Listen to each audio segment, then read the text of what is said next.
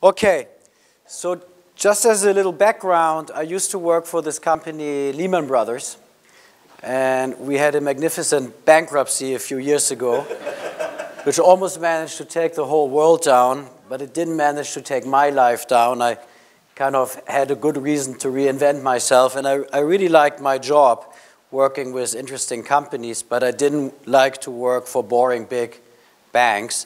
So I decided to set up my own business called Noah. And Noah is, like in the biblical way, the survival after a big shitstorm. But also it stands for no assholes here. Stop right there. So what do I do? I sell complex stories in simple words at high prices. That's us, just me and my partner. We used to work at Lehman together. We did a few deals, but that's not so exciting.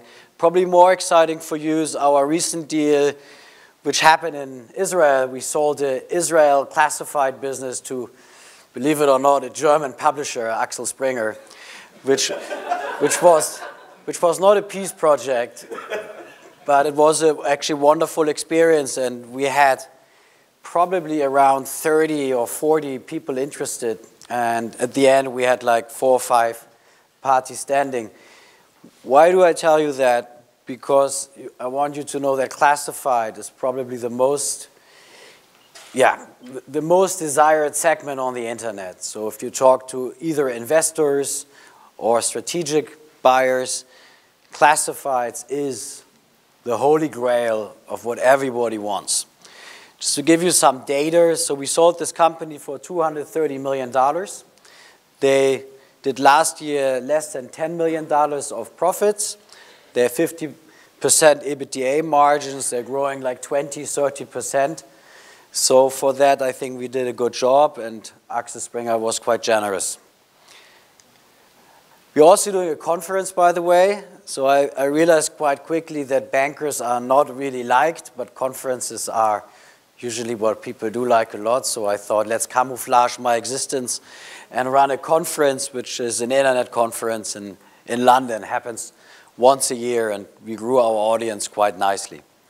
So let's come to the one slide in the presentation I believe addresses the ask of my slot, which is, okay, how should internet companies, especially classified businesses, make money? And this is a perspective from a banker. It's not a perspective from an operator. And these are all the different models I've seen with clients. And the last one is probably new, and I have seen a lot of people talking about it. I believe you cannot read this. Is this right? So I rather talk about it? Okay.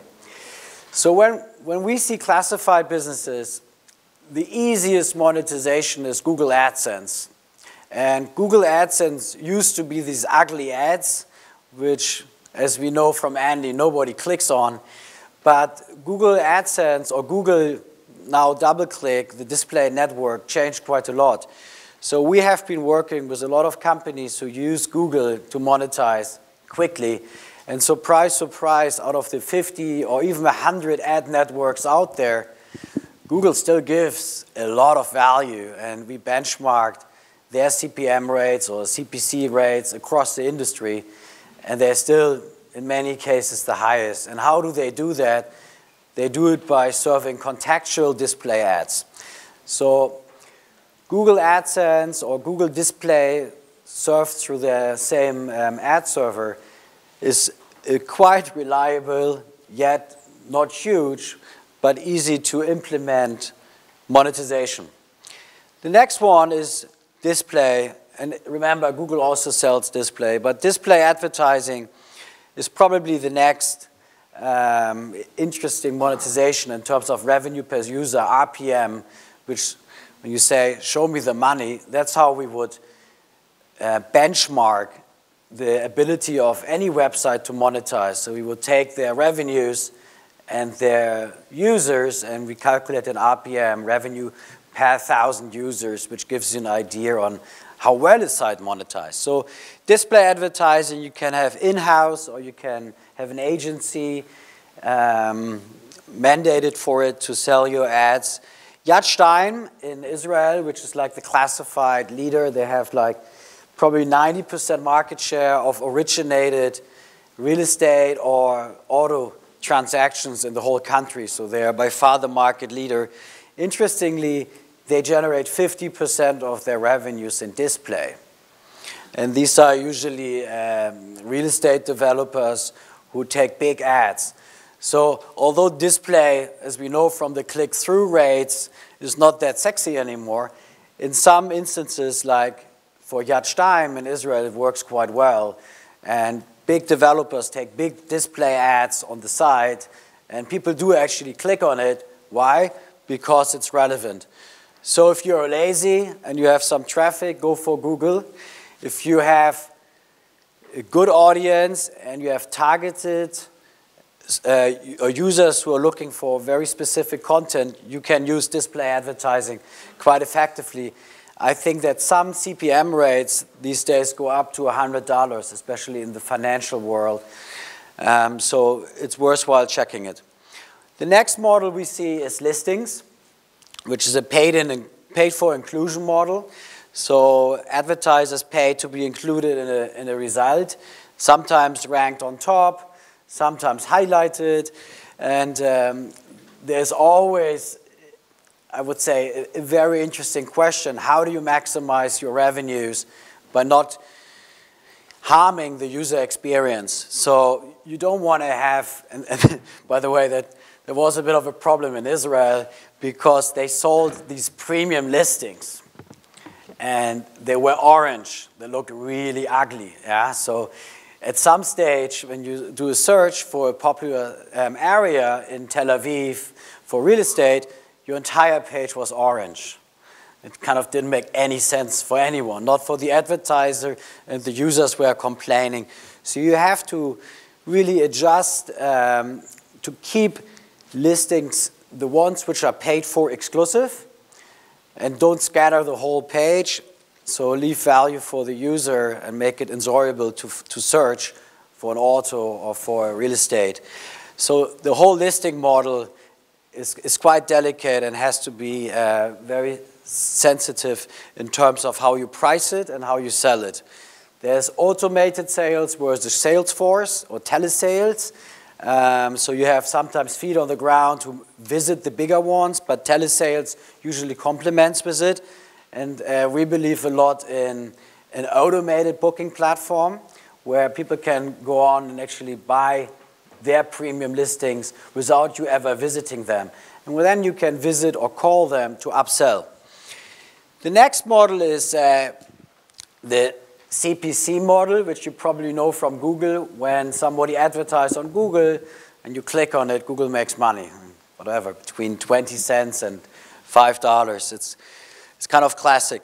It's probably, of this page, for classifieds, the biggest revenue stream for the industry to come. We are more in the listing space, but we are moving into CPC also because of mobile. In mobile, you have a better ability to track the user, and therefore you have the ability to also go easier to a CPC model. Now, you probably know some meta search engines like Trivago, but also Trovit. So these companies aggregate a lot of listings, and the listing providers, they don't advertise, they only pay per click, which is different. And they are basically getting the user, and once they have the user on their side, it's their job to convert and generate more revenues with them. So the portal just sends off the user and gets paid per click.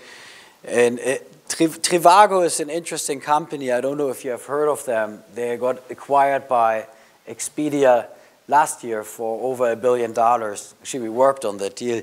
And the interesting thing was they started with a community, a bit like TripAdvisors, where they had users rating hotels and writing about them, and nobody really cared. So they didn't sell any display, they had no Google AdSense, they had hardly made any revenues.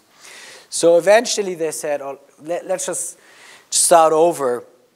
And they thought because travel is an oligopolistic market and you have one hotel which like at least five different travel agents, OTAs, selling this hotel, what it comes down to is price. So they said, okay, the user can go to Expedia, Booking.com, HRS, but we will create value by bundling all these offers, and that's why the user will come to me and they will get the cheapest price. So they have done that, and the OTA, the advertising they paid for was per click, so the user left Trivago to get to those sites. So this is all about clicks. And the next model is CPA, and CPA really stands for cost per action. So you only really pay when there's a transaction. Now, in classifieds, that's kind of hard because you cannot prove, usually, your advertiser that you deliver the transaction. You can prove that you send a user to their site, but you can hardly prove that somebody signed at the dotted line. And why is that? Well, it's because you're not there when the viewing happened, the real estate viewing or the test drive, and you're cut out of the transaction, which is the dilemma, because a real estate agent could make 100,000 euros to deliver somebody who buys a property, while you make, in the listing case, per listing maybe $10 a month, or in the CPC model, you send maybe 20 users for 30 euro cents per click, but the agent makes up to 100,000 commission at a very high property, or let's call it a few $1,000s. Now, this dilemma I don't think will be fixed, and why Martin Enderle was giving a presentation at our conference, he's an old CEO of Scout from Germany, while he gave a presentation moving closer to the transaction, I don't think we can fool ourselves. We won't be able to cut into the pie because we won't be able to prove that there's a transaction. On mobile, there are more ways to monetize, and I think they're developing with huge excitement. And you can organize viewings and get revenues per viewing, and you can do more things because you are mobile. But in the traditional world of desktop, the CPA model in our industry won't work. How does it work in other industries? The insurance industry is doing a great job in that. So companies like Money Supermarket or Check24, they can send the user, and then the insurance company finishes the user off, and they hope to close the transaction over an hour of a session, and at the end they enter the credit card. But what they usually do is they finish this process on their side themselves. So the insurance is all the 30 questions and 50 questions are answered, and then they actually close the transaction on behalf of their customer. So the insurance companies to the portals are not advertisers, they're simply suppliers, and they became agents. Now, what does that mean for classifieds? We had a lot of discussions with classified portals if there is a way for them to close a transaction and to compete with their customers. And I believe the most prominent example is coming from the job space, where Indeed has done that. Indeed is an online recruitment site from the US. They have aggregated all the different search or listings from the portals, and they got paid on a CPC model, cost per click, when somebody goes to a Monster or Carrier Builder. And they weren't happy with that because they said, well, we kind of have the users. We have 20, 30, 50 million users per month, while these guys have around 5 million, but they make the chunk of the revenues while we only get a little cost per click. So they started to compete with their own customers, and they went to the customers of their customers. So they went to the advertisers on Monster, on Carrier Builder, etc., and they said, advertise on us, we have the users. There's no need for you to go to those guys. And why you should come to us? Well, it's price. So they went to a direct model, or we can call it agency model in the more traditional classified definition of the language. So in the US, Indeed disintermediated their advertisers and went straight to the ones who are actually looking for candidates to fill jobs. And they have done so quite successfully, and the revenue grew significantly, and they sold also for $1 billion, I think 2 years ago, to probably the largest classified business of the world, Recruit. I don't know if you've ever heard of them. They're based in Japan, and they have more beautiful offices than Goldman Sachs. I think they're ready to go public this year. I visited them in Tokyo last year. So the agency model for you, or for classified publishers, it's quite interesting, because we think you can attract, in some situations, real estate developers or big car dealers to take risk yourself.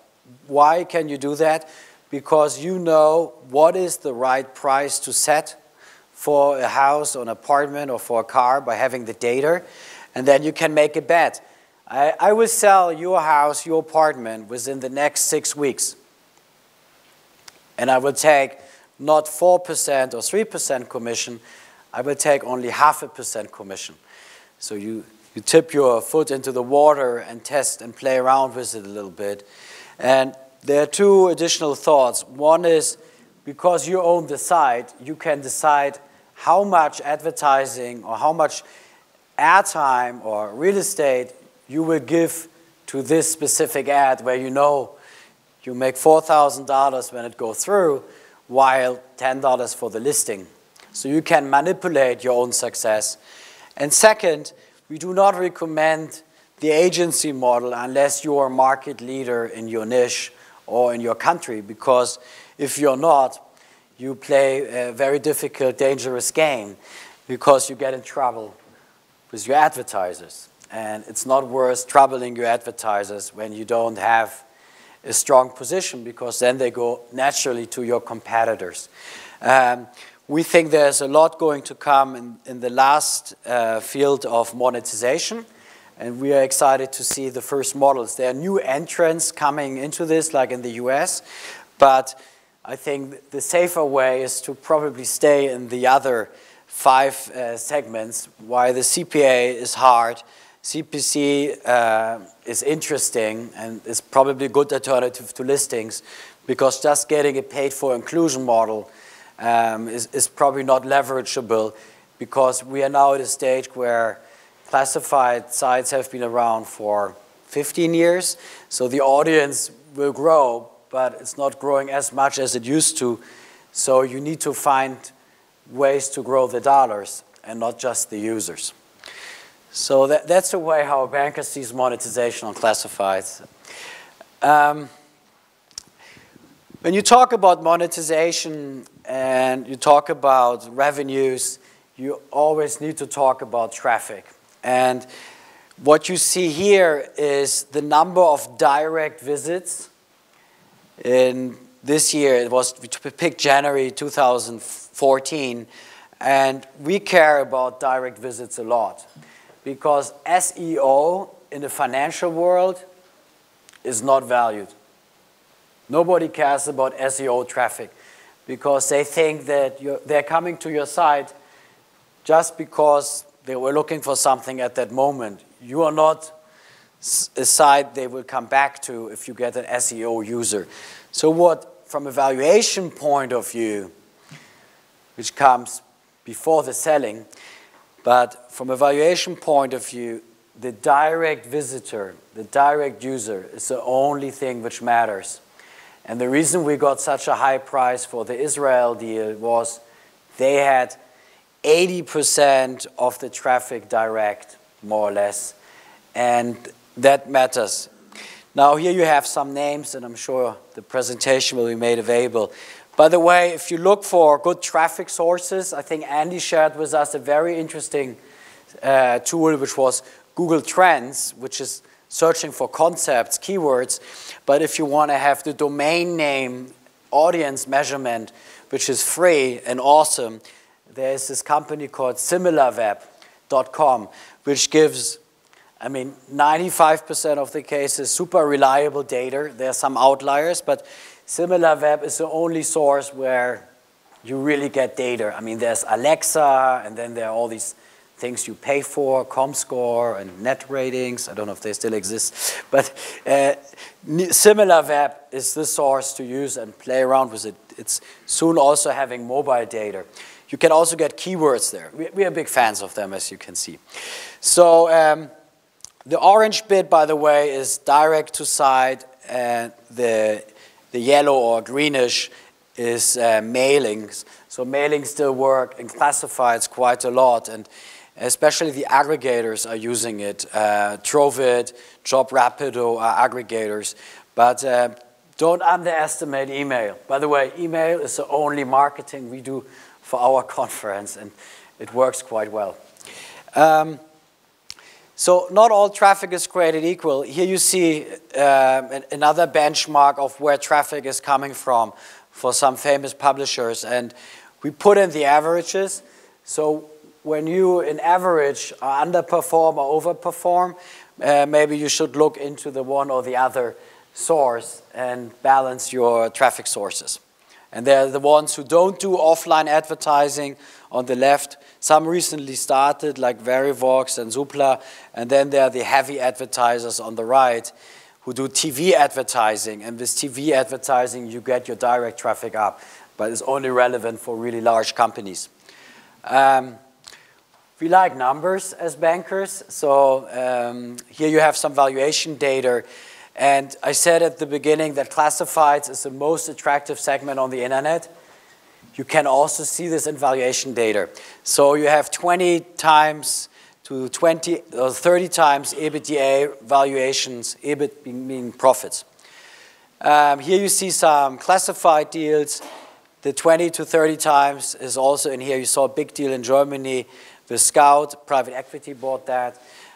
So think like 20 to 30 times profits and 10 times revenues in terms of valuation. Here's some more data. We can click through this quickly. This is my favorite slide. When we think about valuation and monetization, we always need to think where the business is. And sometimes you just have a management team, and it's worth a lot because they've done it before. The next step is you have an amazing technology which no one else has, like Spotify. Spotify became successful because they were fast. They had the fastest technology. So to search was instant. It was like a millisecond you got the search result, like Google, by the way. The next step of the called evaluation chain is the users, the KPIs. Once you have users and KPIs and you have traffic, you're worth more than a technology or just a management team. Then the revenues come and you're able to monetize, which this conference is all about. And then it's not just about revenues, it's actually about profits, because you want to have money back once you invest. And just buying revenues, like we have seen in cases like Zalando in Germany, which is an e-commerce player making billions of revenues, but no profits, people ironically or cynically say, well, you just buy revenues, but that's not long-lasting because you don't make any gross margin. And at the end, you can't give anything back to your shareholder. And then the holy grail is market leadership. Once you are the leader, people pay premium, like we saw in Israel with Yad Shtaim. That's about an M&A slide, like what matters. I'm not going to walk you through it because it's really boring, but important. The valuation is not everything. There are a lot of things coming with it, and to really also understand in a deal. And this is my lessons learned of internet M&A, and maybe you can make this available as a handout. Bankers always try to sound complicated, but all what we do is common knowledge, and it's basically, hopefully, good judgment. So let's not fool you. A banker's job can be done by everyone else. I guess the one thing which differentiates us is experience and a bit of background. So here's some lesson learned which you can read through at your leisure. I'm happy to take some questions. I believe this was almost my last slide. This is my last slide, but this is just a number of funds. I think on the fund side, maybe the investment funds, if you're looking for investors, this looks quite complicated, but it's not. You always need to think about, when you talk to an investor, what is the amount of money they want to invest? Because there's kind of 4 stages. They're the angel investors who do like 200,000 to $1 million. Then there are the VCs, they do up to 50 million. That's what they want to invest, 5 million, 10 million. But then there are the growth capital guys and the private equity guys. So when you want to talk to investors, you always need to understand what's the money they want to invest. So you don't want to go to someone who wants to invest 500 million with a 500,000 investment ask and not the other way around. And this chart shows you the equity check size, the money they want to invest, ranged by low to high, and the reds are the sweet spots. We had 350 investment funds at our conference last year in London, so we have a bit of everyone. Okay, we'll take some questions. Sorry for rushing. That's not a problem. Ladies and gentlemen, Marco Rodzynek, say hi. Congratulations. Questions for Marco? Nobody's going to ask a question? That was too intense. If there's no question, I will be really depressed. Oh, there's a question. Don't worry.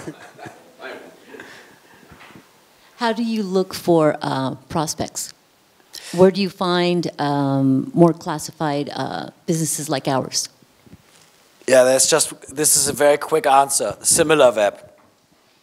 I mean, we love traffic because traffic gives you an indication of revenues and profits. Unless they're really incapable of monetizing, there's always revenues when there's traffic. So we use SimilarWeb. Then we check on LinkedIn how many employees they have. They're the corporate pages. And then it's usually word of mouth. So a lot of people come to us. But for us, the bad news is there are not many big ones left which are independent. I think Axel Springer, Schibsted, Naspers, they have done a great job buying up most of them.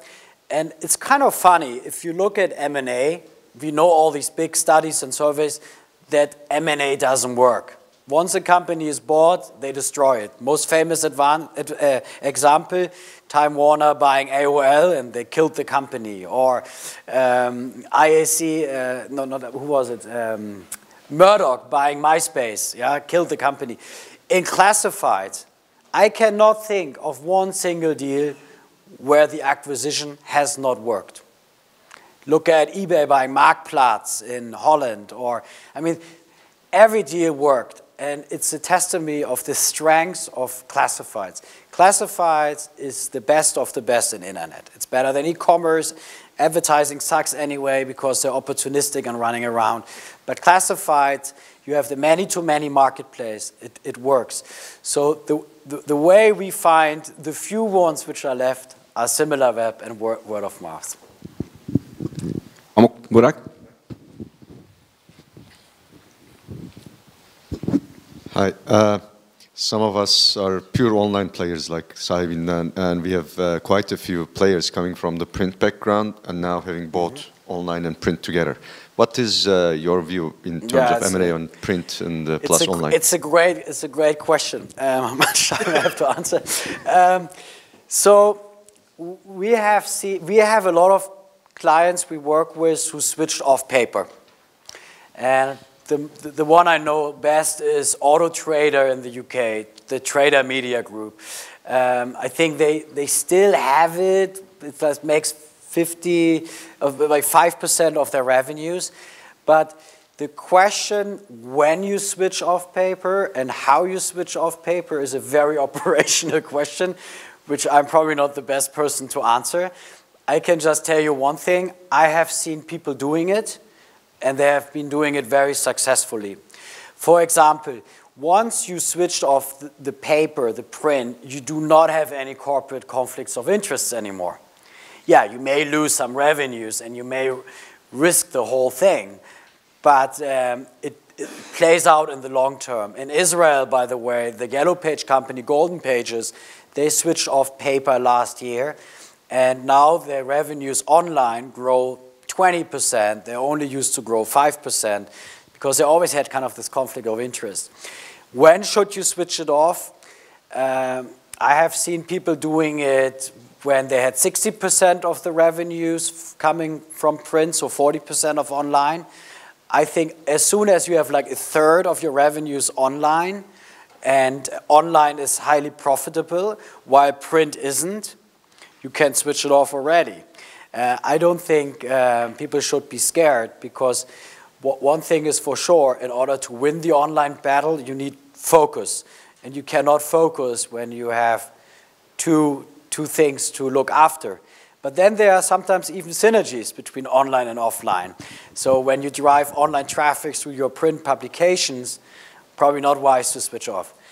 You see, I have no answer.